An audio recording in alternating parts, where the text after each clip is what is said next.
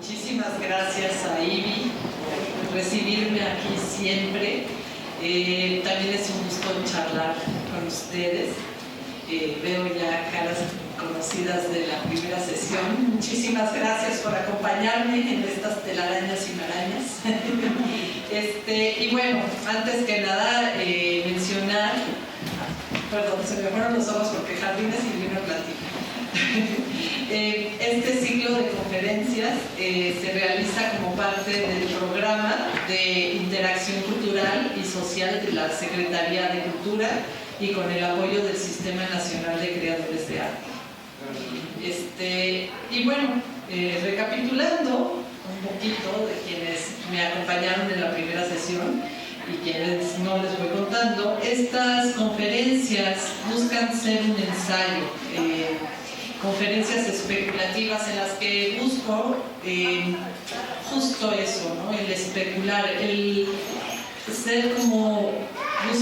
me interesa ser un detonante para pensar de forma colectiva a partir de la asociación libre, en la ensoñación, de la asociación libre y de la ensoñación.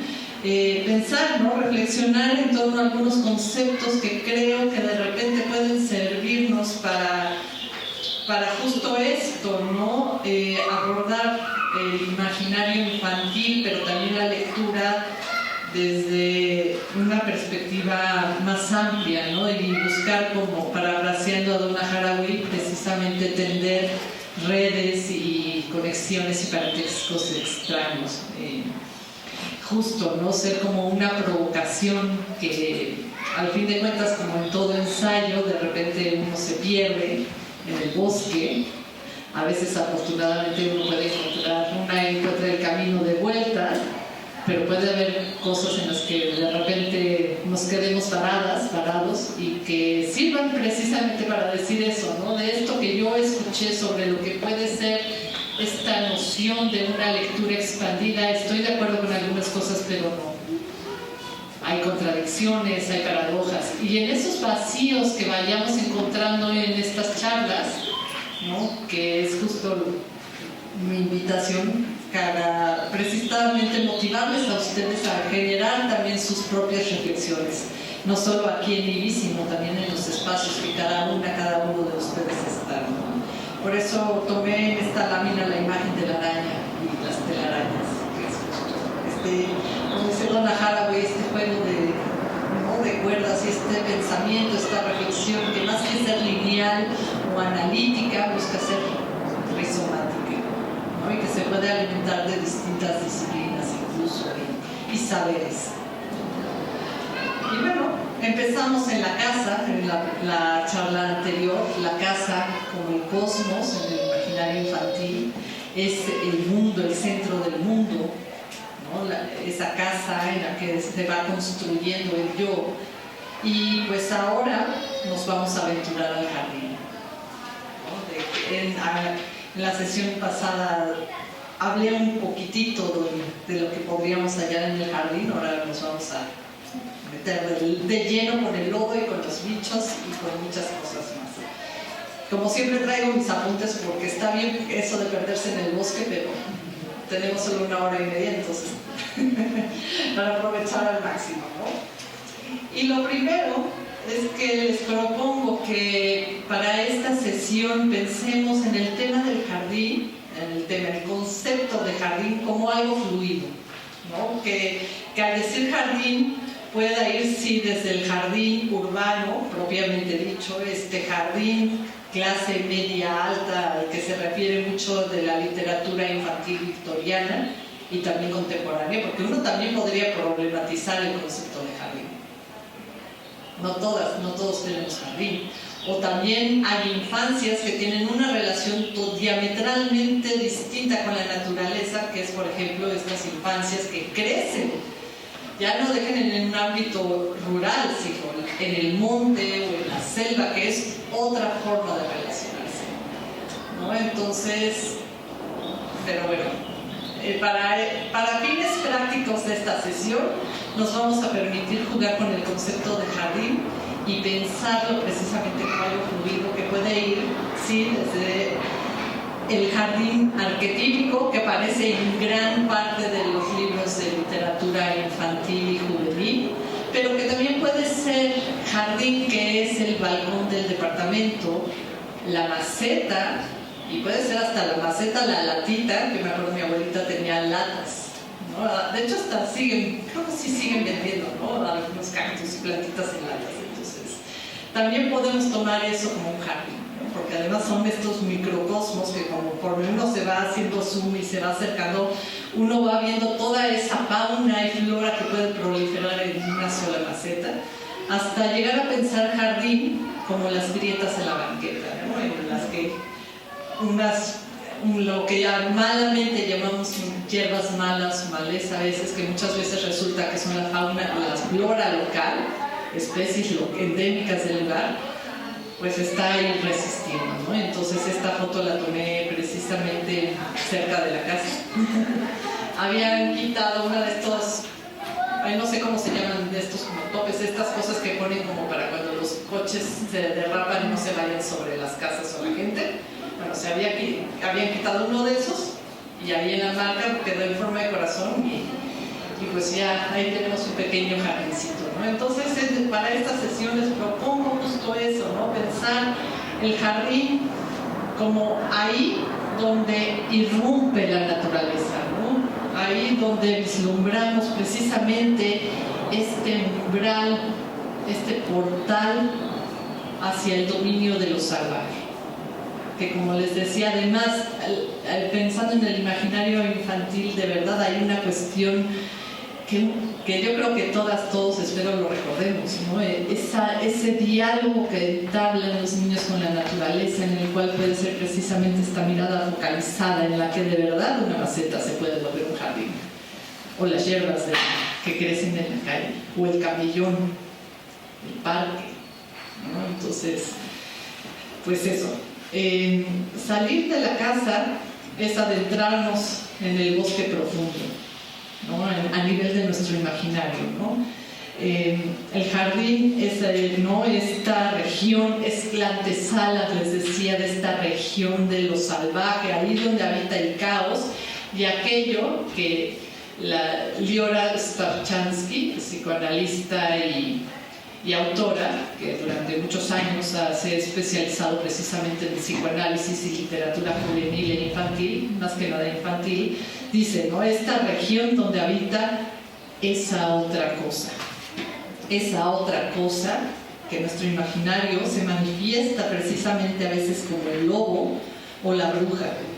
Y aquí, por ejemplo, hablando de las brujas, es muy interesante esta dialéctica entre las brujas, lo femenino, lo salvaje, ¿no? Y cómo en distintas, no solo en los cuentos de hadas, sino en distintas supersticiones y creencias, ¿no? A nivel cultural, se piensa y se cree que las brujas tienen agencia, ¿no? Sobre las fuerzas naturales, las controlan, incluso revierten el orden del mundo, ¿no? Incluso la ley de gravedad, ¿no? Y entonces por eso pueden volar en una escoba, o como decíamos en la sesión pasada, como Baba Yaga, que tenía un poquito más de estilo y que lo hacía en un portero, ¿no? La cosa es que hay, ¿no? Esta cuestión de que a nivel simbólico lo femenino siempre se va a anclar más hacia el lado de lo salvaje, del indómito, de esa otra cosa.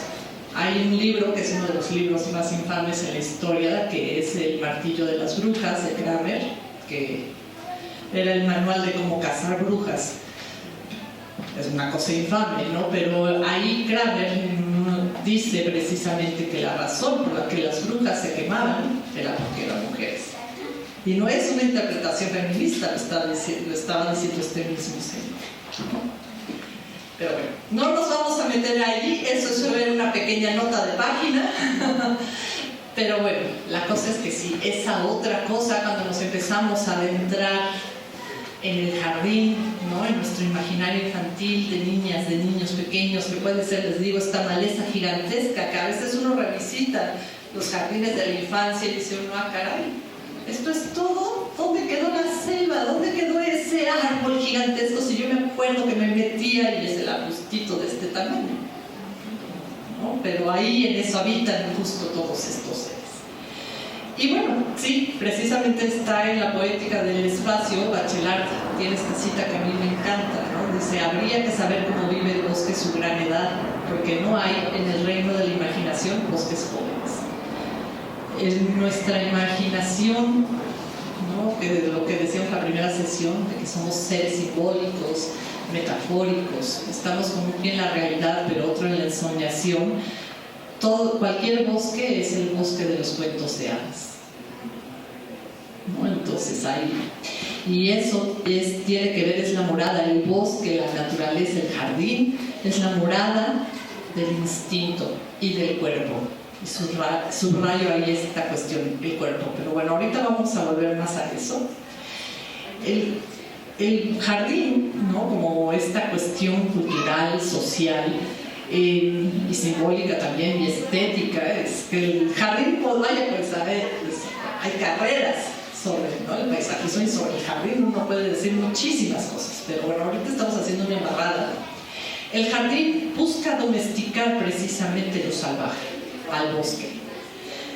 Bosque estamos usando muy flexible, bosque también puede ser jungla, pantano, distintos ecosistemas, pero bueno, ahorita lo dejamos en bosque, ¿no? Como símbolo puede representar muchas cosas, por ejemplo, que es una imagen de los jardines de Versalles, que es esta concepción renacentista en la cual el jardín, con el diseño de los jardines, lo que uno buscaba expresar, ¿no? Lo que se buscaba expresar en el dominio del hombre, masculino por supuesto, sobre la naturaleza, ¿no? El hombre masculino, la razón, el orden divino sobre la naturaleza, femenino, caos, lo salvaje.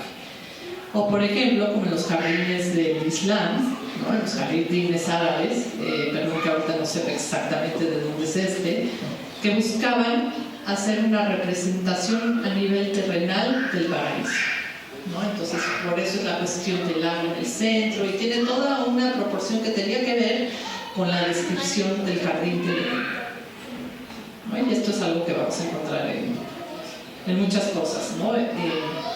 Pero bueno, pero lo salvaje sigue latente, buscando la forma de tratar de brotar de nuevo a la superficie, y como plantea este álbum que a mí me fascina, Emily Hughes. Desde que vi la portada me enamoré del álbum, porque yo Marta niña me identifico totalmente con la niña de salvaje, es así.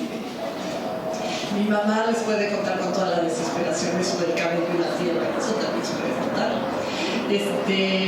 Justo, ¿no? Como plantea Emily Hughes, ¿no? En el libro álbum, en el cual, ¿no?, esta manifestación desinhibida, ¿no?, de esta parte natural, salvaje de la protagonista, que por supuesto incomoda a los adultos, ¿no? Es esta niña que es por supuesto el cuerpo, ¿no? Es esta manifestación del cuerpo en toda su desnudez y todo, ¿no? Es un libro algo muy interesante, porque maneja el desnudo desde una perspectiva totalmente muy, muy interesante. No me voy a meter mucho ahí, pero que tiene que ver justo con eso, ¿no? El cuerpo como sujeto, no como objeto. Pero bueno, hay muchas cosas que uno puede decir en salvaje, pero una de las cosas es precisamente esto, ¿no? De que ignorar nuestra propia naturaleza, adormecer nuestra intuición, genera neurosis y sufrimiento, ¿no? Y es Emily Hughes en este libro álbum precisamente hace todo un cuestionamiento sobre hasta qué punto la forma en que estamos socializando, ¿no?, esta forma en la cual se socializa, se educa a niñas y niños, están generando esta angustia, y estamos reprimiendo aspectos suyos que luego pasamos varias décadas de autorreflexión y de terapia intentando recuperar, ¿no? Lo estoy diciendo muy dramáticamente, ¿no? Pero bueno, es una forma además muy lúdica de abordar el tema, ¿no? En el jardín, como punto de entrada al bosque, esta región que decíamos de lo salvaje, encontramos otras formas de vida que son distintas a nosotras. Y como sabemos bien, el jardín también mantiene un diálogo con la casa, y el jardín invade la casa con mucha frecuencia, ¿no? Entonces, la casa, intentamos que la casa sea este espacio en el cual no hay fauna no autorizada y de repente irrumpe el jardín y aparece, ¿no? Y generando muchas reacciones, ¿no? Que van desde el asco hasta la fobia, hasta el odio profundo, hasta, o el asombro también. En varios de sus textos, alguien que me acompaña mucho en esta obsesión por los jardines, la naturaleza, las formas de vida no humanas, pues Clarice Lispector habla mucho de este asombro en sus textos, ¿no? De esta fascinación, de esta extrañeza, ¿no? Adriana Hidalgo publicó Revelaciones de un mundo, que recopila varias de las crónicas que escribió a lo largo de varios años Clarice Lispector. Y bueno, en estas crónicas recopiladas habla, por ejemplo, del asombro que ella hace este ejercicio de memoria y recuerda cómo este asombro que sintió ella de niña de las primeras veces que se topó con un bicho. Además es muy bonito porque para Clarice Lispector bicho va desde cucaracha hasta pájaro, ¿no? Entonces cuando ella dice que tiene saudade de ser bicho, es muchas cosas. Pero bueno, este asombro y que compartimos, yo creo muchos de nosotros y que lo vemos en los niños y en las niñas, este momento en el que descubres que compartes casa con un bicho y casa por lo tanto planeta, ¿no? Y los bichos, en esta sensación de extrañeza y de curiosidad y de fascinación, se vuelven precisamente, con las niñas, con los niños, objeto de deseo, de temor, de asombro, pero también de crueldad. A veces el diálogo que pueden mantener, ¿no? Que mantenemos de niñas, de niños con los bichos, es también uno de los primeros ejercicios sobre el tema de la violencia y del poder y del dominio y la crueldad y muchas cosas. Hay una dramaturga, Susan Lebeau, que tiene una obra que se llama El Grillo. Aquí fue Teatro de Papel que lo presentaron la obra hace unos años. Pero es muy interesante porque habla justo de toda esta fascinación y ambivalencia y todo este diálogo que puede establecer, ¿no? Las infancias con los bichos. Y bueno, hasta aquí vamos bien. Cualquier cosa de repente se dice, Marta, ya te enredaste de vista. Pero bueno, y justo en una de las crónicas que es muy bonita, Clarice Lispector, por ejemplo, dice esto, ¿no? De no haber nacido bicho parece ser una de mis secretas nostalgias.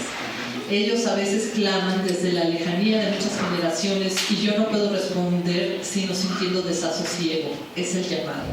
Es muy bonita esta parte porque Clarice Lispector siempre tiene también este tema del llamado de lo primordial.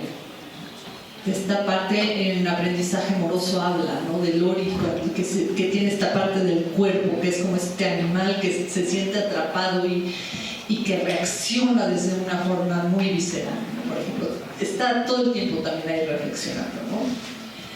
Y sí, ¿no? Hablando de que los bichos también nos hablan de la historia de la vida en el planeta y haber sabido que tal, esta nostalgia que nos habla de también, podríamos decir, desde otros estadios evolutivos. De algo que pude haber sido yo antes de ser yo, diríamos desde el imaginario infantil. Y bueno, luego vamos a seguir con eso de las transformaciones. O esta parte, también otro, que es el acto gratuito, que es muy interesante porque habla Clarice Lispector. Clarice Lispector siempre tuvo, así como yo creo, una relación de fascinación y amorosa, diría, también con los jardines botánicos. Entonces le encantaba escaparse al jardín botánico en Río de Janeiro y tiene varios escritos, ¿no? Uno de ellos es justo de cómo habla ella de entrar a este jardín botánico en Río de Janeiro, de sentir los árboles y la savia y también, ¿no? Una y otra vez este tema, ¿no? De esto que es la vida y esta vida no humana y la savia que corre por los árboles, ¿no? Clarice Lispector lo dice más bonito que yo, por supuesto, ¿no? Y ahí puse era y todo, no sé por qué puse una E, pero bueno, había savia y todo, como hay sangre en nuestro cuerpo, y se me fue una E. Pero bueno, es justo muy interesante pensar, ¿no? Clarice Lispector es como un tema que ella va a revisitar una y otra vez, ¿no? Y que, por ejemplo, La mujer que mató a los peces, que es un texto muy bonito, que es terrible porque él lo hizo para su hijo después de que se le olvidó alimentar a los peces. Los peces murieron. Y Clarice Lispector lo que hace es sentarse a sí misma en el banquillo de los acusados y hacer este ejercicio de pensar, de empatía, de decir, sí, yo maté a los peces, se me olvidó darles de comer, pero no dejo de pensar en lo que habrán sentido. Es un texto infantil bellísimo que, híjole, es bien difícil encontrar, ojalá lo lleguen otra vez a editar en español, pero es muy muy bonito, ¿no? Porque nos habla justo también ya de todos estos temas que de repente veíamos con Donna Haraway y otras autoras, de repente ya Clarice Lispector los estaba analizando, ¿no? Y llegamos a otro libro aún que me encanta, que es justo este, ¿no? Porque hablamos de lo salvaje, el jardín, la naturaleza, pero en realidad también nosotros somos parte de la naturaleza. Y la escisión vino precisamente con el pensamiento cartesiano, ¿no? Descartes plantea, si recuerdan, pienso yo y luego existo, plantea que la razón está por encima del cuerpo, que los animales son máquinas. Muchos de los males del antropoceno vienen justo de este pensamiento dualista cartesiano. Y precisamente lo que hace Adolfo Serra, creo yo, en este libro álbum del Bosque dentro de mí, es desmontar el discurso cartesiano. Nos muestra cómo es ese otro salvaje, esa otra salvaje, ¿no? Y cómo en el otro, en la otra, se refleja nuestra propia naturaleza, nuestro propio mundo interno instintivo. En ese encuentro, en ese perdernos en el bosque profundo, ya que es muy interesante porque visualmente podríamos decir con el lobo, pero es un lobo que de repente podría ser muchas cosas y que a mí me remite totalmente a la sombra en el sentido junguiano, ¿no? La sombra, aquello que ni yo ni los demás pueden ver de mí. Y la sombra no solo tiene que ver con lo negativo, sino también con todo este mundo instintivo y natural. Entonces, justo, ¿no? A mí se me hace muy interesante la propuesta de Adolfo Serra, de que nos está hablando de este lobo, pero que es un lobo que también es sombra, y establece este diálogo entre yo, tú, civilización, naturaleza. Hay un momento de transmutación, ¿no? Está todo el tiempo la mirada, el reflejo, y justo, ¿no? El recuperar, ¿no? Este diálogo, este encuentro con el otro nos permite precisamente recuperar el mundo con toda su complejidad y claroscuros. Y ahora el jardín, a nivel físico, pero también simbólico, tiene distintas capas o lecturas. El jardín va desde el subterráneo hasta la bóveda celeste. Entonces tenemos estos distintos niveles, ¿no? A nivel físico, pero también metafórico. Tenemos el inframundo, el plano terrenal, el plano divino, ¿no? Entonces, el jardín, ¿no? Pensándolo como una metáfora que es también todo un sistema simbólico, nos puede llevar como a distintos diálogos.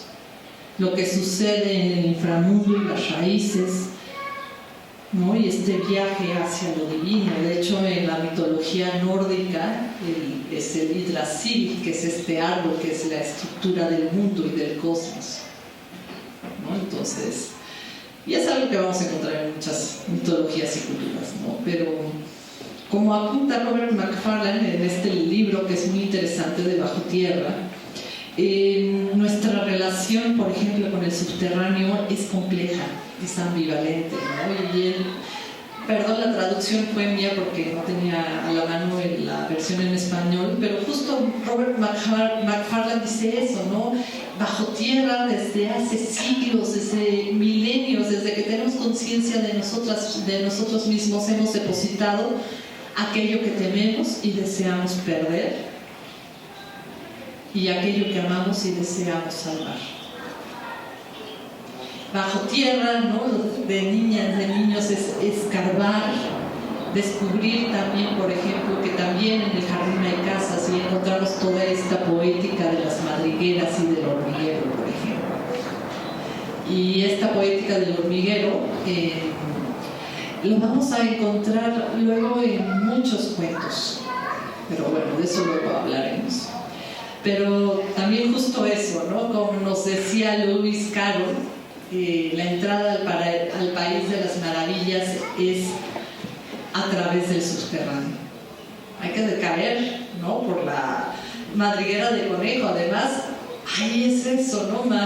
Lewis Carroll, cuando Alicia está cayendo, el tiempo se distorsiona, se vuelve infinito, puede reflexionar un montón de cosas y sigue cayendo y cayendo, cayendo. Entramos como en la lógica y en la temporalidad del subterráneo, que ya no es lo terrenal, ¿no? Estamos ya entrando justo a lo que diríamos el inconsciente. También podríamos hacer una lectura por ahí, ¿no? La exploración infantil del subterráneo siempre es interesante, ¿no? Esta lectura que se da no solo con la vista, sino con las manos, el lodo, el escarbar, la fascinación con los gusanos, por ejemplo, o las hormigas y todos esos bichos. Que es muy chistoso, es muy interesante, porque muchas de las reacciones que a veces niñas y niños pueden tener con relación a los bichos, al mundo natural, muchas veces también se vuelven aprendidas. También va a depender la reacción de las o los adultos en torno a ellos o ellas, también influye en cómo van a aprender a relacionarse. Si uno dice, ¡ay, mátala, qué horror, mátalo!, lo que uno aprende es. Si de por sí podía estar ese temor, digo, es muy difícil manejarlo, a veces que despiertan fobias, y las fobias son irracionales. También, yo que tengo fobia a las mariposas negras, que tuve que escribir un libro para sacar esa fobia, les puedo contar que sí sé que las fobias son irracionales, ¿no? Pero bueno, la cosa es que siempre va a haber una ambivalencia con los bichos y el subterráneo y con todos los habitantes del jardín. Pero bueno, Donna Haraway nos invita precisamente a pensarnos también como parte del composta, para desarrollar una poética en la que incluimos precisamente los relatos de otros organismos con los que compartimos planeta. El cuerpo también pensarlo como una composta. Nuestra imaginación, esto es muy importante, ya lo decíamos la sesión pasada, nuestra imaginación está anclada al cuerpo. Nuestra imaginación es cuerpo. Lo salvaje, el jardín, pensarlo como ese espacio liminal entre la sociedad y la naturaleza. El jardín, ¿no? Pensarlo como este espacio entre la sociedad y la naturaleza, donde se articulan distintos afectos y cuerpos para crear un discurso o relato conjunto, como es el caso de la polinización. Pensar, por ejemplo, la polinización como un relato. Y yo sé que ahorita esto puede sonar así, pero vamos a ver que ya es algo que ya hemos estado haciendo, incluso muchísimo antes de Donna Haraway y todo este mundo. Bueno, más reciente reflexión, ¿no? Y llegamos a una de mis personas favoritas, que es Lynn Margulis. Ella fue la primera, fue la ex esposa de Carl Sagan, hay que decirlo. Pero bueno, Lynn Margulis es bióloga, era bióloga y fue una bióloga muy transgresora, porque fue la primera en decir que la simbiosis era la base de la vida compleja en el planeta, que hace millones de años un organismo había absorbido a otro sin digerirlo, creando la primera célula compleja, que ese organismo que había quedado dentro del otro había evolucionado en los cloroplastos, en el caso de las plantas, o la mitocondria. Y entonces los biólogos de esa época dijeron, uy, un organismo dentro de otro, wow, no, guácala, qué horror, ¿dónde queda la pureza del individuo? Esta mujer está loca, bruja. No bruja, pero dijeron, no es científica. Ya luego se hicieron pruebas de ADN y se comprobó que Lynn Margulis tenía razón, ¿no? Lynn Margulis, por ejemplo, decía, ¿no? Y también un alumno suyo, cuyo nombre ahorita no recuerdo, que Gaia, este concepto de Gaia, que lo vemos en Final Fantasy, quienes nos gusta, ¿no?, de repente por ahí el anime, que Gaia, que a veces se traduce como espíritu de la Tierra, en realidad era la simbiosis vista desde el espacio, estas relaciones simbióticas entre distintos ecosistemas a nivel planetario, lo cual como relato es fascinante, ¿no? Más allá de verlo con una perspectiva científica, cuando uno empieza a hablar de estas cuestiones, pensando en el potencial poético, salen muchas cosas, ¿no? Y bueno, Lynn Margulis habla de los holobiontes, fue la que propuso el concepto de los holobiontes, que nosotras somos holobiontes, es decir, cuerpos ecosistema, ¿no? Y ya ahí tenemos toda la flora y fauna intestinal, ¿no? Y ahora los lactobacilos y los probióticos se han puesto mucho de moda, ¿no? Porque se ha visto que en efecto los necesitamos, ¿no? Que la pérdida de flora y fauna intestinal nos produce enfermedades, porque ya llevamos millones de años colaborando con estas bacterias y con distintos organismos. Entonces uno piensa en esta cuestión, ¿no? Y de repente es como pensar eso, ¿no? Simpoesis, que es un concepto que propone, por ejemplo, Donna Haraway, ¿no? Como esta idea de producir de forma colectiva sistemas que no tienen barreras espaciotemporales específicas, crear esta poética de la composta, sabernos holobiontes, cuerpo ecosistema, universos poéticos como micorrizas, que son estas redes de raíces que establecen relaciones simbióticas con los hongos y que permiten la comunicación entre los distintos árboles que forman parte del bosque, que dicen el internet del bosque, ¿no? Y justo esto, ¿no? También pensar que el lenguaje también es composta. El lenguaje viene del cuerpo, ¿no? A veces se nos olvida, pero el lenguaje es cuerpo. El lenguaje también es composta, tiene capas, germina, se fermenta, decae, renace, produce sus propias criaturas simbiontes. El lenguaje, les decía, surge del cuerpo, ¿no? Y ya lo dice Barthes, ¿no? En fragmentos del discurso amoroso, ¿no? Acariciar la piel del lenguaje nos hace temblar de deseo. Justo, ¿no? Lo que dice Barthes, de este juego entre lo virtual, ¿no?, y el lenguaje y la corporalidad. Esta miniserie, ahorita les voy a platicar un poquito más, como plantea Patrick McHale en esta serie de Más allá de la barda del jardín, y retomándolo, más allá de la barda del jardín, nos encontramos con entidades nómadas, fluidas. En nuestro imaginario, los seres del jardín, los bichos, se transmutan en seres anfibios, en metamorfosis permanente. Son reflejo de la percepción infantil, son incluso el reflejo de la percepción infantil del cuerpo propio, ¿no? Les decía que antes de Donna Haraway y todo ello ya había habido esta idea de la polinización y la articulación de afectos entre distintas especies. Pues es lo que sucede, por ejemplo, en los cuentos de hadas, ¿no? En los cuentos de hadas están poblados de todos estos seres anfibios, ¿no? Literalmente anfibios, que son príncipes o princesas, monas o zorras o zorros que cambian de piel, ¿no? Estos seres que son precisamente eso, ¿no? Les decía, ¿no?, que están en metamorfosis. La regla muchas veces del cuerpo en los cuentos de hadas es que está sujeto a metamorfosis, en cambio permanente, ¿no? Y viene mucho también precisamente, ¿no?, de cómo percibir esta percepción infantil, les decía, del cuerpo propio. Y olvídense, no vamos a tocar el tema de la adolescencia, porque ahí, bueno, ahí tenemos a Alicia, ¿no? De que ni me conozco hoy, ¿no? Era chiquita, era grande, no sé qué me está pasando, me quedé atorada en la casa del conejo. Sí, fue eso después de la boca. Bueno, tal, dejamos ahí, ¿no? Pero la cosa es que los cuentos de hadas están poblados de todos estos seres anfibios en metamorfosis, que nos precipitan precisamente a esta noción infantil, esta percepción del cuerpo propio, ¿no? Esta percepción infantil del cuerpo propio, y que también, ¿no?, el cuerpo como tal nos precipita con todos sus fluidos, con todas sus mutaciones, a la región de lo abyecto.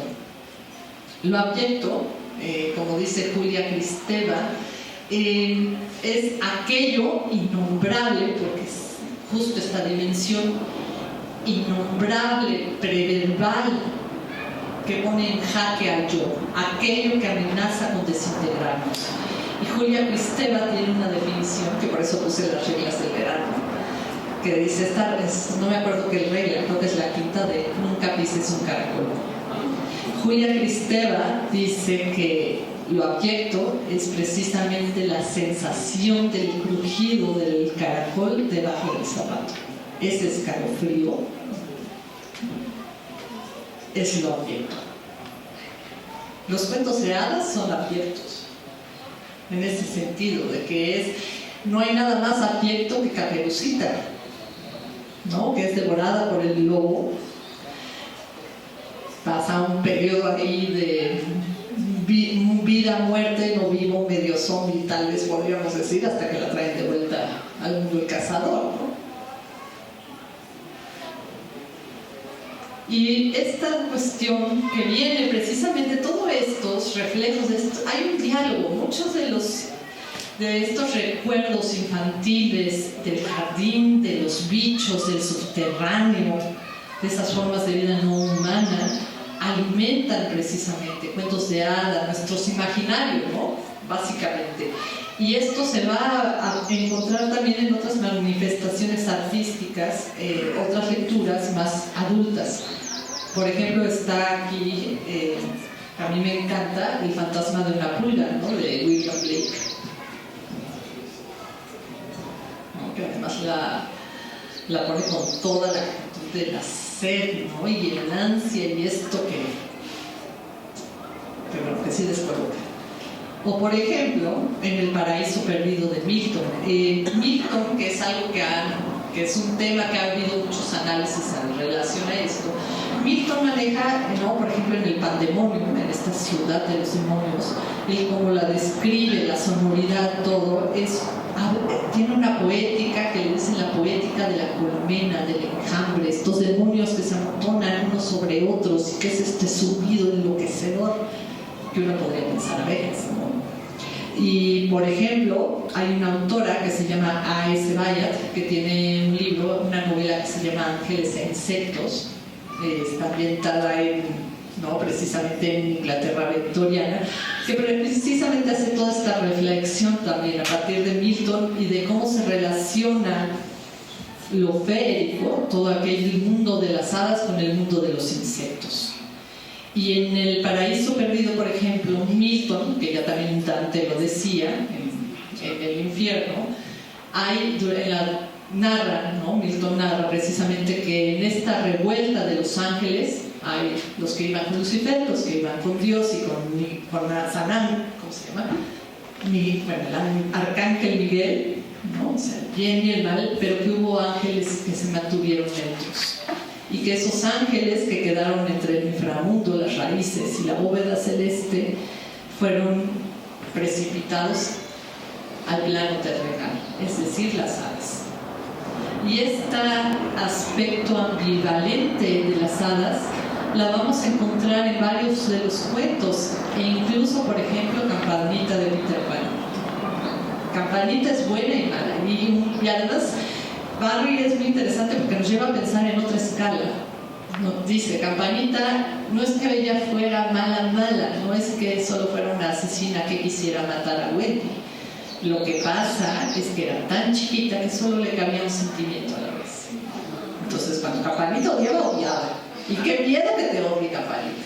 Cuando te amaba, cuando empezaba con Peter Pan, lo amaba. Pero justo, ¿no? Vemos esta dialéctica entre el mundo natural, ¿no? Y los insectos y las hadas. Y además Milton habla, la concepción del cuerpo de Milton es muy interesante porque los ángeles de Milton son muy transgresores. Los ángeles de Milton podríamos decir que tienen algo equiparable a una vida sexual, en la cual son como haces de luz o chorros de agua que se unen y se desunen y se fusionan. Y es muy interesante cómo en la época que estaba Milton con todos los puritanos pudo escribir todo eso, ¿no? Muy inteligente las metáforas. ¿no? Ella también lo hacía Shakespeare y mucha gente más, o Juan, mucha gente más, ¿no? El perdernos en el bosque, parafraseando a Rebecca Solnit, en busca de aquellas cosas cuya naturaleza desconocemos, pero que también habrán de transformarnos, requiere abrirnos y prestar atención. Implica una comprensión sensual de los 5 sentidos, ¿no? A eso me refiero con sensual del mundo. Es decir, una lectura expandida. Una lectura que se da siempre, y esto es muy importante, aquí hago una marca, un énfasis, la lectura también siempre surge del cuerpo. La lectura es un acto físico, es un acto corporal. Así que igual si la próxima vez que les digan, es que no has hecho nada y no te mueves y solo estás leyendo. La lectura es un acto corporal, involucra al cuerpo. En otro estado, pero es el cuerpo. Y esta noción de lectura expandida alimenta nuestra imaginación, pero también nuestra capacidad de asombro y curiosidad. Beatrix Potter, la autora de Conejo Pedro, iba a decir Ramito, pero es el Conejo Pedro, en sus narraciones e ilustraciones retoma precisamente el mundo natural, pero también hace una investigación. Ella era una científica, hacía ilustración científica, estudiaba los hongos, hacía todo este catálogo minucioso de hongos. De hecho, Beatrix Potter tiene, en esa época, ahorita no recuerdo el autor, que empezó a decir, oigan, los líquenes a mí se me hace que no solo son un solo organismo, porque están pasando unas cosas ahí, y mucha gente dijo, no, estás loco, qué horror, qué espanto. Y Beatrix Potter, observando los líquenes en el campo en Inglaterra, dijo, no sé, él tiene razón, y publicó todo un artículo defendiendo de que posiblemente los líquenes podían ser más de un organismo también. Y bueno, sus ilustraciones de hongos son bellísimas, ¿no? Pero es abrirnos precisamente a otras escrituras o relatos, como son los fósiles, los gabinetes de curiosidades, o los herbarios, como el de Emily Dickinson, que lo empezó a hacer en la escuela,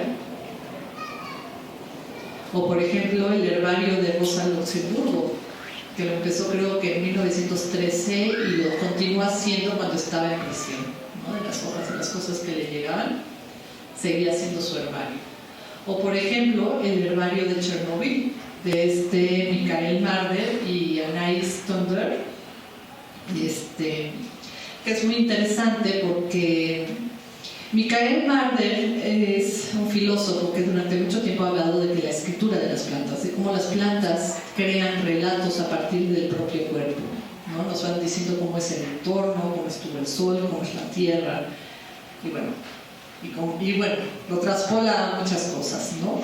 Y en este herbario, por un lado, los textos de Michael Marder tratan de su experiencia, de su infancia, él en Rusia, cuando pasa el desastre de Chernobyl, de cómo estaban en una zona donde había riesgo de contaminación y de radiación. Y Anais Tonder lo que hace son fotogramas. Toma plantas, las pone en papel fotográfico y cuando las revelan salen estas imágenes.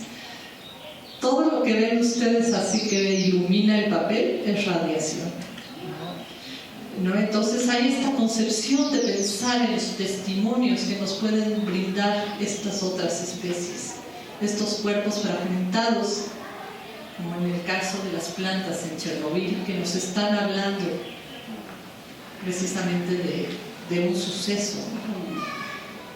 Y de todo lo que uno puede sacar ahí, ¿no? Pero bueno, a mí se me hace como un ejercicio muy bonito. En el correo que mandé con las referencias puse los enlaces del herbario de Chernobyl, está en línea y lo pueden descargar. Igual pueden ver en línea el herbario de Emily Dickinson. Harvard lo digitalizó todo, entonces es muy interesante, ¿no? Porque los herbarios no solo te hablan de la historia de las plantas, sino de la historia de esa persona que se tomó el tiempo, ¿no? para recopilar, como en el caso de Rosa Luxemburgo, ¿no? Que se tomó el tiempo de estar aún en prisión, de seguir armando su herbario. Y bueno, como plantea Mónica Negrote, habría que incluir como parte de la lectura esos textos que también son territorio o paisaje, ¿no? Estos textos no humanos escritos por cuerpos vegetales, animales o procesos geológicos. Por ejemplo, ahora que fue su cumpleaños número 80 del Paricutín, que creo que fue el martes, pues justo, ¿no? Hablando de cómo estos paisajes que también son relatos y que también son un texto, ¿no? En el cual precisamente se encuentra lo humano con lo no humano, ¿no? O estas que son lavas del Xitle, que están curiosamente en uno de los estacionamientos de Huicuilco, de Plaza Huicuilco, y que uno casi no las ve, ¿no? Pero luego te cuentan que son las lavas del Xitle, que crean esa forma porque entraron en contacto con agua, como los volcanes submarinos, que entonces pueden saber que en la época que hizo la erupción del Xitle, ahí había canales, ¿no? Y hay como toda esta pieza también esta narrativa y pensar, ¿no? Que puede llevarnos eso. Y bueno, la poética del jardín precisamente nos lleva también a pensar en sitio, en términos de sitios. El tiempo del jardín es un tiempo mítico, cósmico.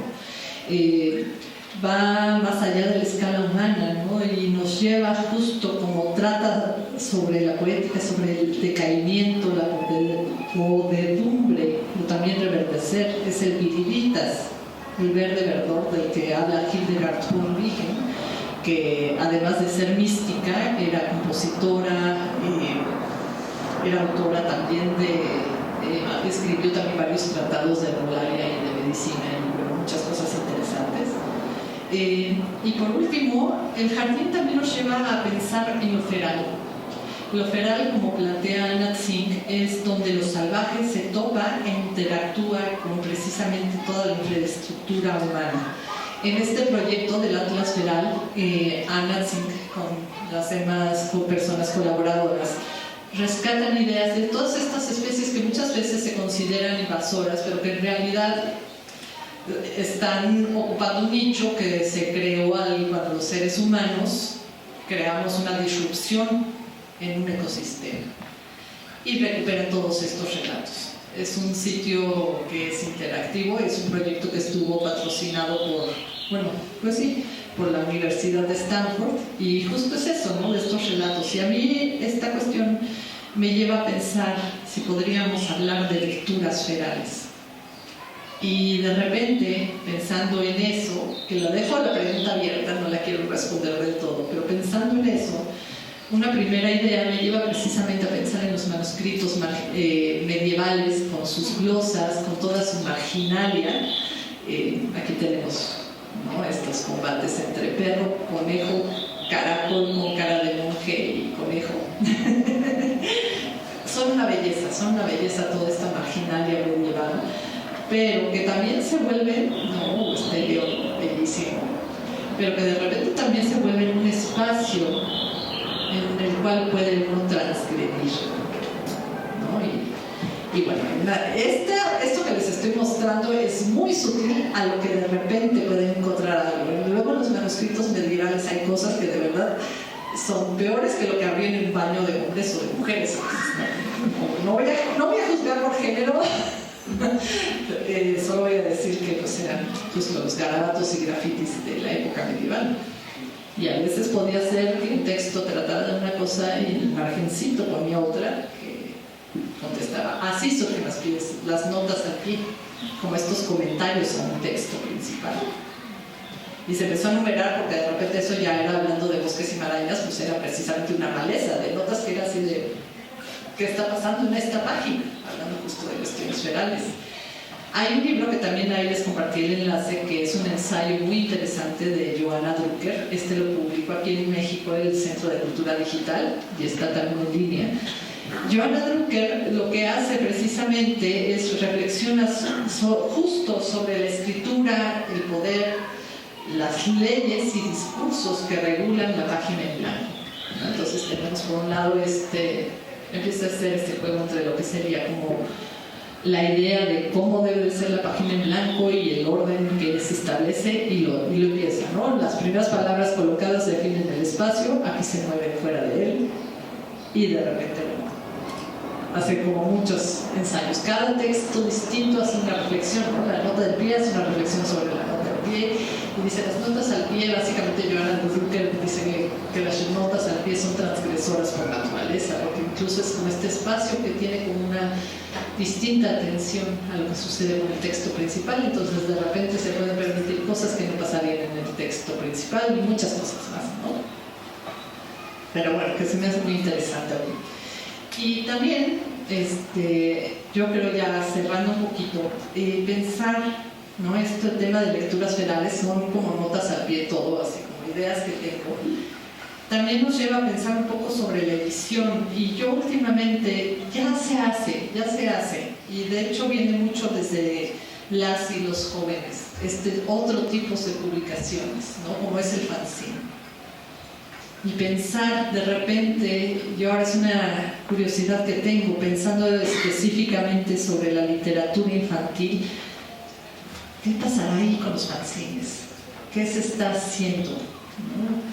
Estas son unas propuestas colombianas, estas son plantas de ciudad que precisamente rescatan estas plantas que crecen en las grietas y van diciendo, esta planta es importante por esto y así. O esta, que es de esta María Espíndola, que ya está entre Oaxaca y también Colombia, en la cual dice justo eso, ¿no? Su lema es, no es maleza, es resistencia. Y son precisamente plantas endémicas, plantas que pueden tener, ¿no? También estas facultades medicinales y muchas cuestiones más. Entonces invitan precisamente a cambiar la lectura y la mirada del territorio que uno está atravesando, ¿no? En este caso la ciudad. Y bueno, para terminar, unos pequeños líquenes y como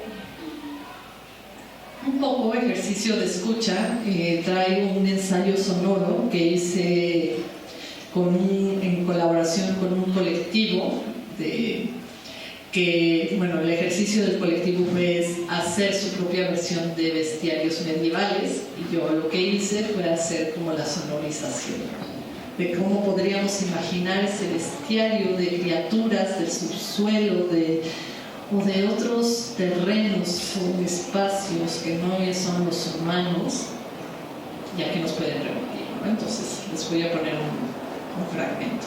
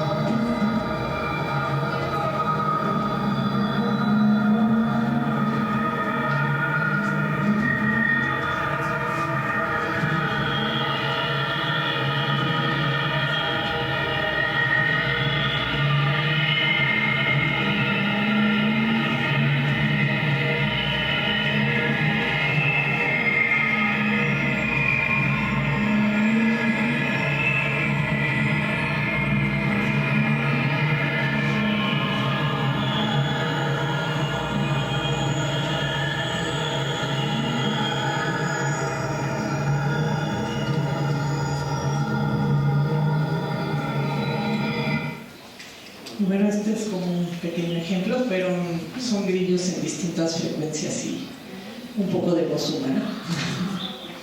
Y bueno, pues eso es todo. Un poquito, pero si gustan podemos conversar y ver qué opinan al respecto.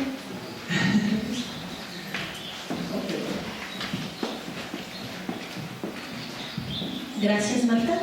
¿Les parece bien que hagamos una ronda de preguntas? Entonces, el micrófono está abierto para las preguntas.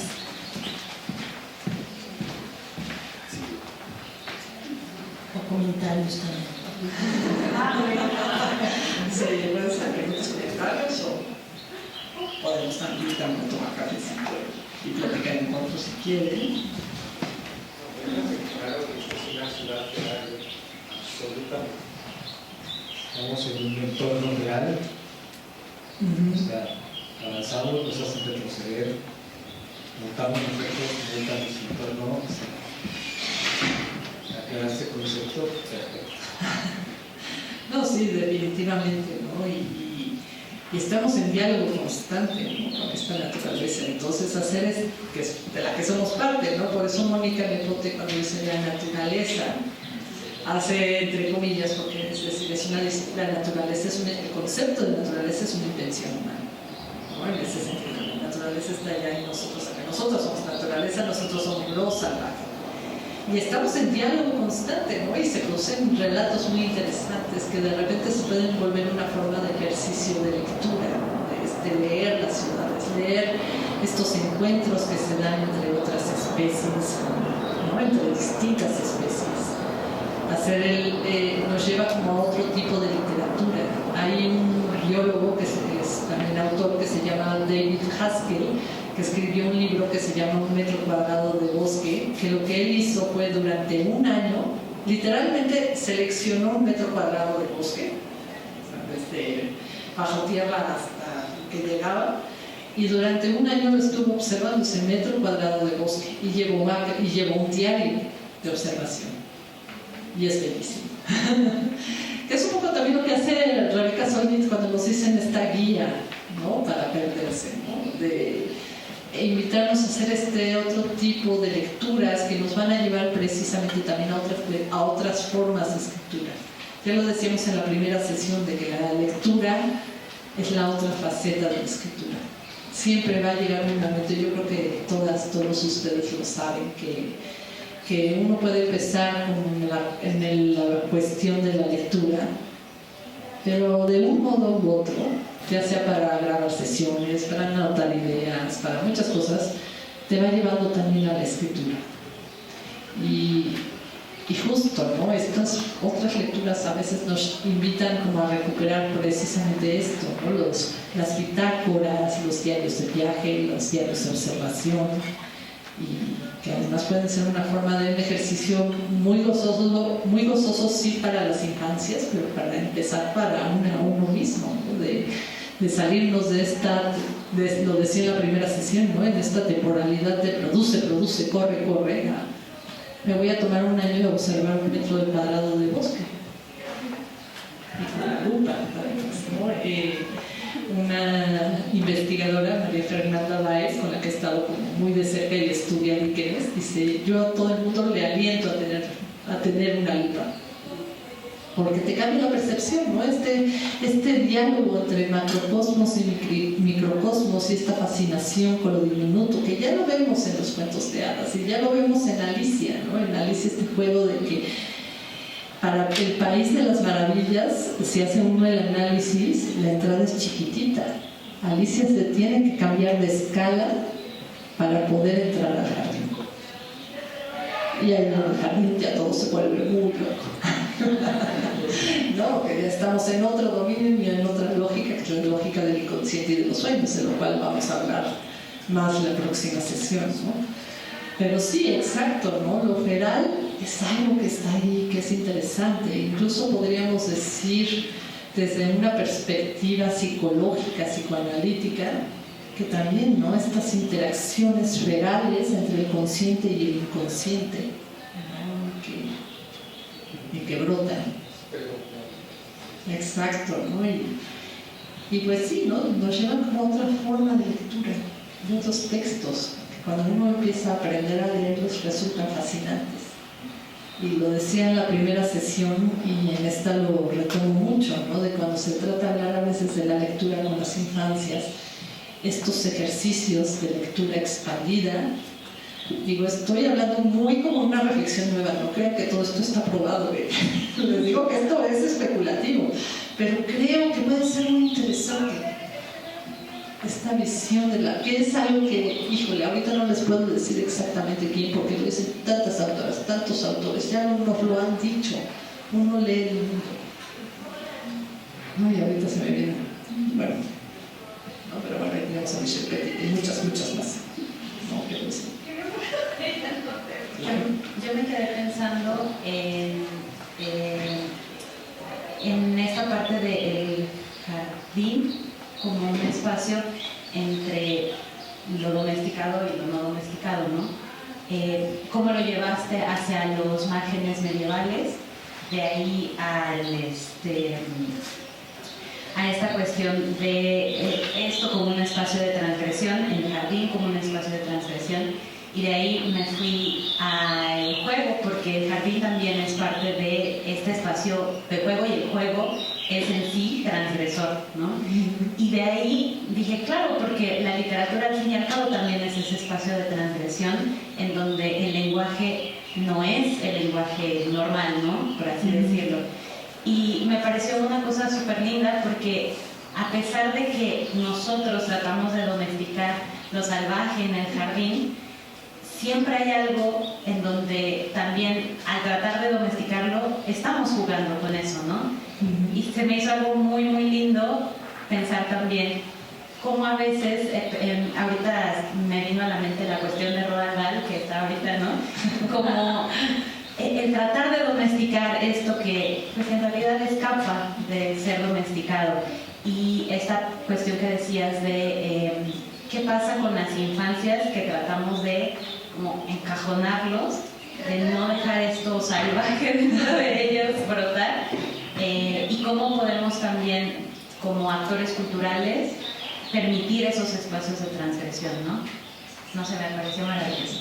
Ay, no, muchas gracias. Y sí, justo es una reflexión, ¿no? Porque desde un punto de vista clínico diríamos, es que, híjole, el actuar nuestros impulsos y fantasías estos puede llevar a la psicosis. También hace un poco también de elaboración ahí, ¿no? Pero justo tú dijiste un concepto clave, es el juego. El juego, como dice Winnicott, sucede justo en este espacio intermedio, que así lo nombra él, entre este mundo interno y el mundo externo, ¿no? Y este punto de transformación que es el juego, que es el arte, y bueno, muchas cosas más. Y sí, justo el juego, precisamente cuando se deja libre muchas veces y se va como encauzando. Pero ahí dije dos cosas que parecen contradictorias, pero bueno, ahorita no me voy a meter en eso. La cosa es que en el juego lo que precisamente hacemos es una elaboración simbólica. El juego es este espacio en el cual, en el juego estoy siempre en este nivel simbólico, metafórico. A veces se me olvida y me lo creo, y entonces tenemos niñas y niños que lloran porque se creyeron en su juego, ¿no? O les ganan las pasiones, decíamos, porque se metieron tanto en el juego que ya se olvidaron de lo real y no real, ¿no? Y entonces hace falta regresar al plano real, ya. Pero justo el juego nos permite, ¿no?, en esta cuestión a nivel simbólico y metafórico, elaborar los aspectos más complejos y atemorizantes incluso de la realidad. Y sí, la literatura es transgresora y la literatura es juego, y la lectura también tiene lugar en este espacio intermedio. Y sí, definitivamente la lectura es disruptiva, ¿no? Podemos decir, ahora ando mucho en el tema, perdón, pero hasta volcánica, ¿no? Porque podríamos decir, perdonen que lleve la analogía hasta sus últimas consecuencias, pero es meter un organismo ajeno a un ecosistema y ver qué pasa cuando, ¿no? Pensando en los libros como organismos vivos que interactúan con uno, ¿no? Y que se pueden volver precisamente, vamos a llevar la metáfora hasta sus últimas consecuencias y se vuelven parte de uno, ¿no? Y uno puede desarrollar estas relaciones relaciones simbióticas con las historias, en que las historias te impregnan, se vuelven parte de quién eres, de tus propios recuerdos, ¿no? Creo que lo dijimos en la casa, pero lo vuelvo a repetir ahora. Ahora está muy de moda esta cuestión de la realidad ampliada o amplificada. Siempre estamos en realidad amplificada. Yo estoy aquí con ustedes, pero también estoy con mis recuerdos, no solo de mi pasado, sino del pasado de mis sueños y mis fantasías que tuve en el pasado. Y hay una parte mía que tal vez también está pensando en el futuro, y estoy con todo eso y en distintas capas, navegando de forma simultánea en el aquí y ahora, ¿no? Si los seres humanos no somos nada fáciles. Y bueno, hablo de los humanos porque no conozco, no me voy a meter, pero ya luego podríamos hablar de personas no humanas, ¿no? Pero sí, justo también yo creo, ¿no?, que la literatura, los libros, claro que son disruptivos y transgresores, ¿no? Y muchas veces precisamente por eso dan miedo. No es que no me des este libro porque me va a hacer preguntas. Eso es lo que más tenemos a veces como adultos. Que las niñas, los niños lean historias que los afecten y nos hagan preguntas que no podemos responder, o que nos precipitan a nuestra propia historia personal, a nuestras propias infancias con todos nuestros cataclismos y fracturas. Que no podamos mantener esta relación vertical de control o de poder o de protección, porque no es solo que seamos adultos malos, que a veces es un deseo de proteger y cuidar. Y si se disrumpe, y si se quiebra eso, y me muestro vulnerable ante ti, y te digo que no tengo la menor idea de qué es la muerte, y que no te puedo quitar el dolor de la muerte, porque yo sigo también cargando con mis propios duelos, pues se vuelve muy complejo, ¿no? Y a veces podemos tener la estructura y las herramientas, por decirlo así, emocionales, psíquicas, para poder situarnos en esta posición de vulnerabilidad con las infancias y decir, no sé, pero te entiendo y entiendo lo que se siente. Y hay veces que no podemos. Hay veces que los temas que salen o las preguntas son tan confrontantes que no podemos. Y también luego está la cuestión de que hay preguntas que ponen en jaque las relaciones de poder, ¿no? Entonces también a veces no queremos niños y niñas que sean sumisos o que sean buenos y buenas trabajadores, no queremos gente que piense, etc. Y bueno, esto se ha repetido infinitamente en distintos momentos de la historia y bajo distintos regímenes, ¿no? Pero curiosamente, como pasaba con María Elena Walsh, que creo que sí lo dije en la primera sesión, a veces la literatura infantil y el arte infantil, porque ella también era música, se vuelve un espacio de resistencia y transgresión, como las grietas en la banqueta, ¿no? Y los militares, pues, canciones para niños, no pasa nada. Y va todo, ¿no? Pero bueno, pues sí, definitivamente transgresor. Hola, Marta. Hola. Fíjate que a mí, en general, me gustó todo, ¿no? Pero me quedé pensando y me estuve dando muchas vueltas conforme ibas avanzando, esta idea del jardín y que lo pusieras como a la par de la infancia, porque me quedaba con esto, cuando pusiste la foto esta del Palacio de Versalles, este jardín bonito, bien recortado, bien acomodado, y pensaba en esta equiparación que se puede hacer con la infancia, justo como este momento en el que al niño, pensando en el libro de Salvaje, o un niño o la niña se les intenta como a leccionar para que se peinen, para que se vistan, para que se limpien, para que se quiten la tierra de las manos, ¿no? Y se me hacía como muy fuerte, muy fuerte, porque era como, claro, es como este proceso que también con esta naturaleza que aparece de repente y irrumpe, pues así también sucede con la infancia, que a veces pues de repente sale con algo que no esperabas y no sabes qué hacer con eso, y a veces lo tapas, le echas algo, ¿no? Ocultas.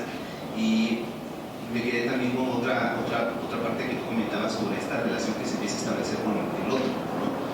Cuando hablabas de los bichos y la violencia, decía yo, claro, es muy fuerte porque, pues sí, por lo menos a mí siempre es como de, pues una cucaracha, una mosca, una hormiga, y de repente es como estableces tú esa relación con la otredad y no solo con las personas humanas, como lo decías, me acordaba de hace un tiempo que hicieron una conferencia, me parece por Facebook, ¿no?, donde hablaban de las personas no humanas, y a mí me sacó mucho de onda, porque yo nunca me había detenido a pensar a los insectos, a los animales con los que habitamos, las plantas, los ríos, piedras y todo, como estas personas no humanas, y me quedé con eso, ¿no?, desde aquella vez. Y ahora que lo decías, claro, me quedé pensando en esta relación que establecemos con la otredad, porque por lo menos en psicología siempre se dice, claro, la gente que, no sé, los asesinos seriales siempre me tratan animalitos cuando son, pero uno piensa en, no sé, conejos, perros, gatos, pero uno piensa en bichos, por ejemplo, uno piensa en cucarachas, hormigas, ¿no? Y no sé, a mí se me hizo como muy fuerte esto que ibas planteando, porque claro, la infancia es como en ese momento en el que intentamos también ir dándole forma a algo que no sabemos exactamente qué es, pero preferimos que esté tranquilo y calmadito y no de mucha lata, a dejar que también salga esta otra parte como muy salvaje, ¿no? Y no sé, fui anotando así como varias cositas, pero se me hizo como muy interesante, y al final ya nada más me quedé también con esta cuestión de la lectura feral, porque sí, o sea, esta idea de leer al otro y leer el mundo siempre se me ha hecho como muy interesante, pero pues a veces para mí de repente queda como, sí, claro, leer el mundo, sí, veo las cosas, los signos, todo, pero esta parte o este comentario de cargar con una lupa, pues es como poder encontrarse con esta otra cosa que Isaías estaba. Digo, bueno, nada más son algunas ideas que me fueron surgiendo, pero me quedé mucho con esta cuestión de la relación de la infancia con el jardín y la otredad. No, sí, a mí se me hace justo como algo muy importante. Susan Le Beau vuelve a esos temas. Lo malo es que ahorita no recuerdo el nombre de la otra obra. De hecho, hay un libro de Susan Le Beau, se me fue el nombre, que recopila toda su experiencia como dramaturga y directora de teatro infantil. Les voy a pasar la referencia con Adriana para que la tengan también del título exacto. Pero Susan Le Beau justo ha sido muy transgresora porque se permite cuestionar esos temas, y tiene otra obra, ahorita no recuerdo cuál, aparte del grillo, porque el grillo la aborda desde la fascinación. Pero sí me acuerdo de una charla que nos dio Susan Le Beau en un taller que dio hace unos años, en que justo nos decía, es que también está el tema de la crueldad, y está esta cuestión de que la relación con los bichos y las infancias muchas veces es pues eso, ese momento en el que comprendes que también puedes matar, ¿no? Y ha pasado, yo creo que muchos han tenido esa experiencia de que el niño aplasta y luego llora porque entra la culpa también. No, es enfrentarse con unas cuestiones que es cuando uno dice que de verdad los grandes temas, por supuesto que también son para la literatura infantil, están ahí, las cuestiones de vida o muerte, ¿no? Están ahí. Y sí, ya cada quien decide hasta dónde quiere abordar y hasta dónde entrar, ¿no? A mí el tema de la crueldad, por ejemplo, es un tema muy difícil de tratar, ¿no? Es un tema que como escritora, por ejemplo, nunca he podido abordar, ¿no? Susan Le Beau lo hace y lo hace muy bien, ¿no? Les voy a pasar la referencia del libro donde habla de sus experiencias, porque es muy, muy interesante todo este marco teórico que ella tiene como lectora, como dramaturga, como directora, como actriz. Es muy interesante. Sí, yo quería comentar sobre esta cuestión del jardín. A todos nos evoca cuando en un momento dado algo se convierte en un jardín que no lo tenía, todo lo que puedes ver. Yo me acuerdo de las libelias, así como ahora ya casi no se ve, pero cuando estábamos niños, este tipo de animal será. Y para los propios escritores es muy importante esa conexión con la naturaleza, con lo salvaje, con el dios Pan, que tiene esos dos aspectos de salvaje, la flauta y demás. Para los autores también lo es. Por ejemplo, en el caso de Kenneth Graham, en El viento y los sauces, bueno, él logra trascender los problemas de la casa, de sus vivencias, la muerte de la madre, el alcoholismo del padre y todo eso. Cuando se van a vivir a la casa de la abuela, que está a un lado del río, y todo lo que observa que le permite después hacer esa construcción de este club de animalitos machos que viven en el bosque, ¿no? Y que tienen también sus contradicciones y los buenos y los malos y demás. Pero claro, contado de una manera en la que el cuate sublima, que además fue una vida súper trágica, y se compuso, pero muy difícil, y volver pues a esa idea ideal que se presenta en los cuentos, que para nada es ahora la forma en que los niños perciben sus ambientes, ¿no?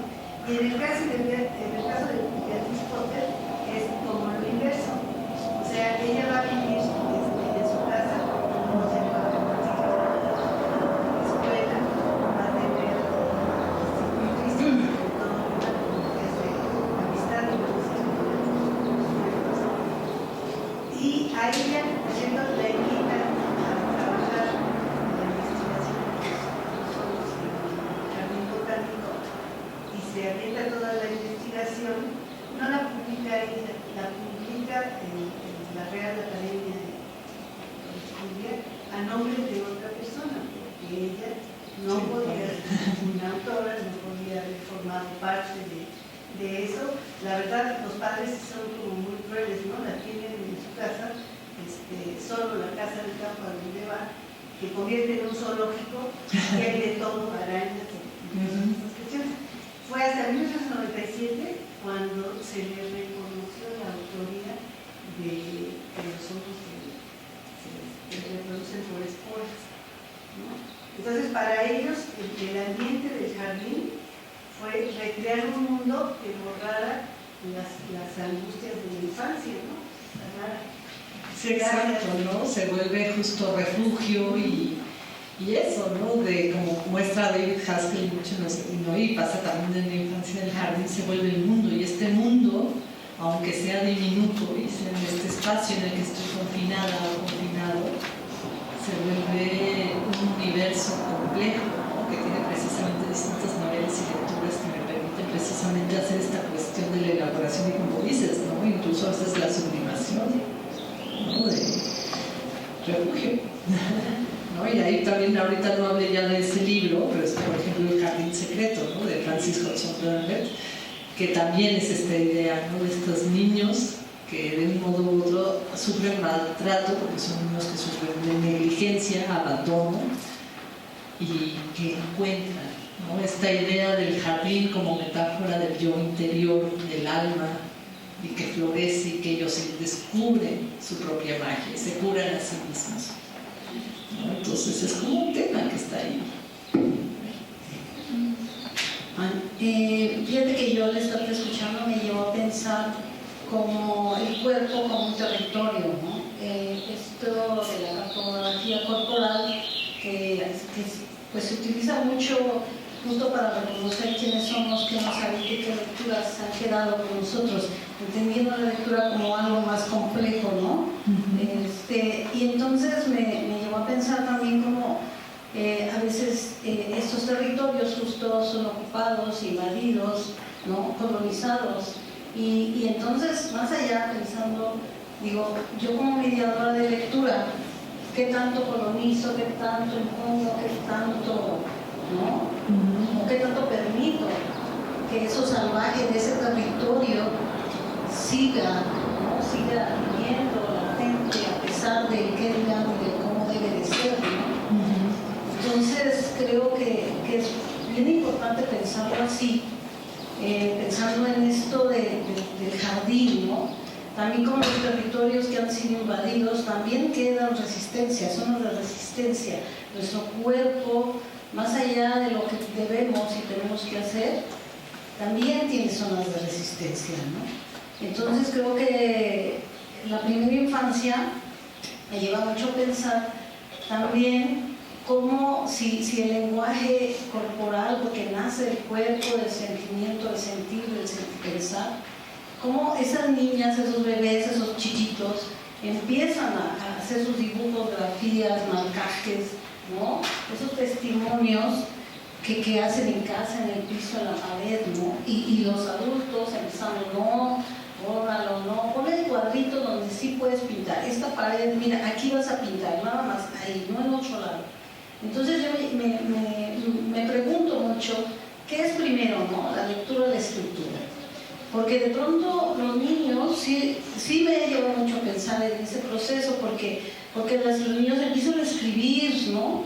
O sea, no lo he entendido de esa escritura formal, pero sí, ellos están representando eso salvaje que están viendo, ese mundo que están viendo, ese universo y ese diálogo que hacen, lo marcan, lo testimonian, ¿no?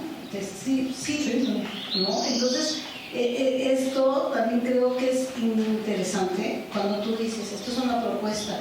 Yo creo que eso es bien interesante porque justo nosotros también tenemos que salirnos de lo establecido y pensarnos nosotros como desde ese mundo salvaje que tenemos y por eso yo creo que la mediación lectora tiene que partir de eso.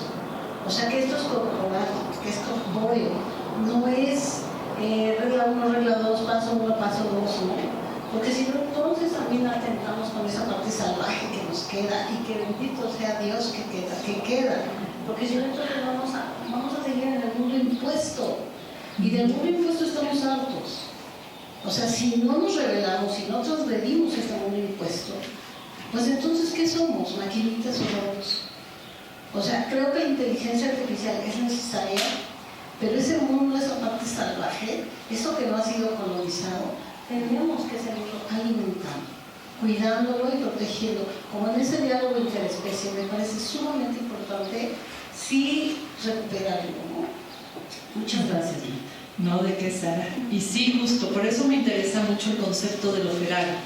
Y pensándolo en términos de colonización, porque yo dije, ¿no? Estos territorios que han sufrido una disrupción, pero al fin de cuentas, es también estos territorios que han sido colonizados por el ser humano y por ciertas, bueno, ahorita lo voy a dejar muy general, pero en los cuales entra precisamente también este diálogo, ¿no? De esta colonización, estos territorios, cuerpos que han sido colonizados y que como se entabla precisamente el diálogo ahí, ¿no? Entre lo salvaje y toda esta infraestructura. Podríamos pensar toda esta idea de la colonización como todo este aparato ideológico, como una infraestructura también, ¿no? Y que atraviesa los cuerpos, y que uno lo ve hasta en el cuerpo propio, ¿no? Y que muchas veces el trabajo de la narrativa es precisamente encontrar qué relatos nos están atravesando y decir, espérame, este es